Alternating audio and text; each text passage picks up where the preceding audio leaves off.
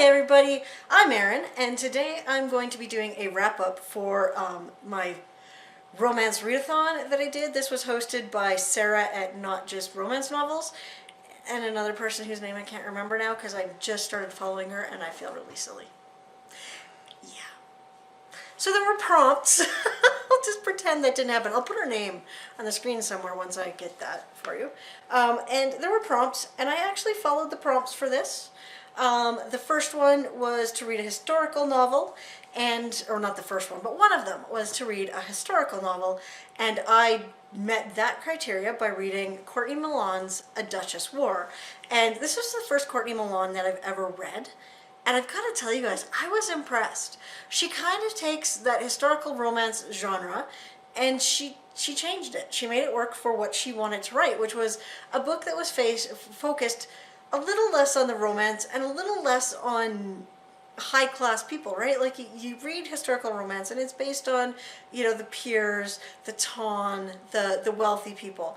And in this, we have our main character who is the heroine of the book.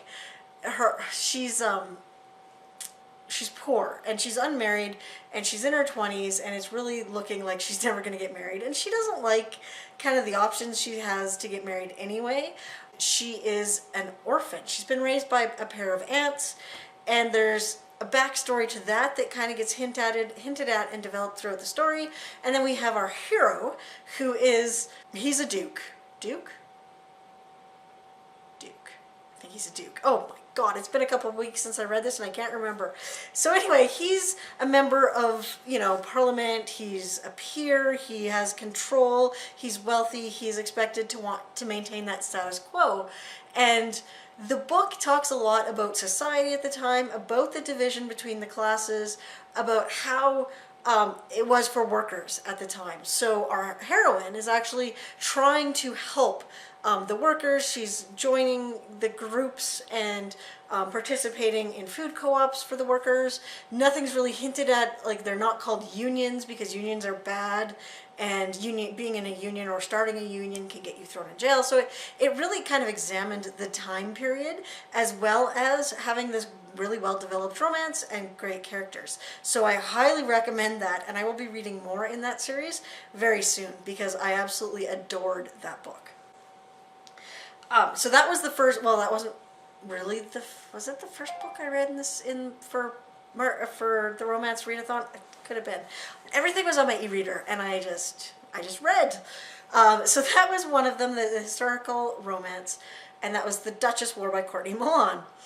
Next, I read Tidewater Inn, which was for the romantic suspense category, and this one was, it's by Colleen Coble, and I was kind of surprised by the Christian aspect of this. Now, I shouldn't have been. I think it was pretty obvious when you read the synopsis of it, and the name of the series is the Hope Beach series. So, I mean, the hints were there, and I still read it, and I enjoyed it. Please don't get me wrong, I enjoyed it.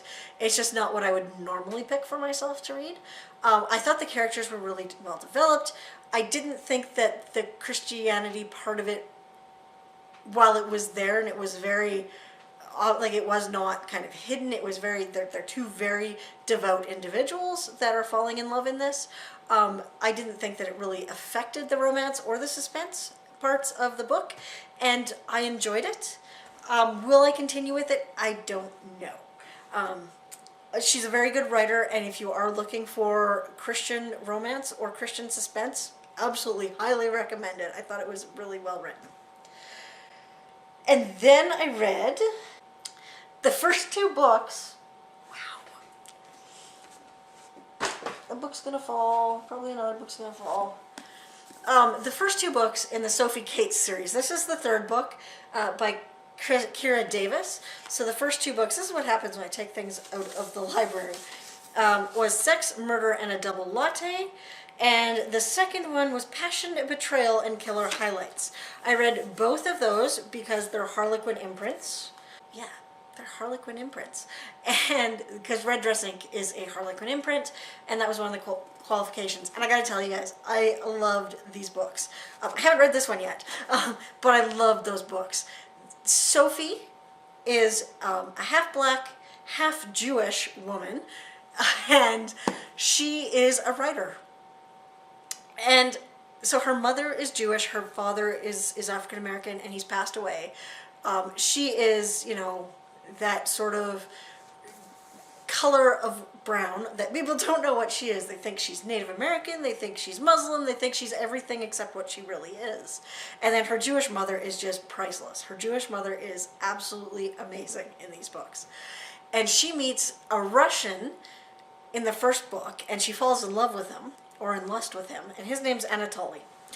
And basically, in the first book, she's investigating what she believes are a series of murders committed by a serial killer who is killing artists based on the way people die in either their music lyrics or their movies, or in her case, her books.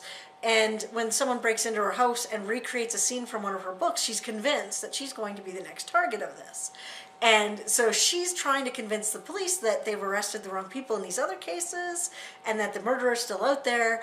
And then there's hints that it might be Anatoly, and there's hints that it might be, you know, someone else that she's familiar with. And it's just, it's so much fun. If you are a fan of Stephanie Plum, especially the earlier Stephanie Plum books, you'll probably love Kyra Davis. It's just, she's fantastic. She just writes such a great book, such great characters. And I mean, you can tell, I read 2 of them on vacation. Yay me!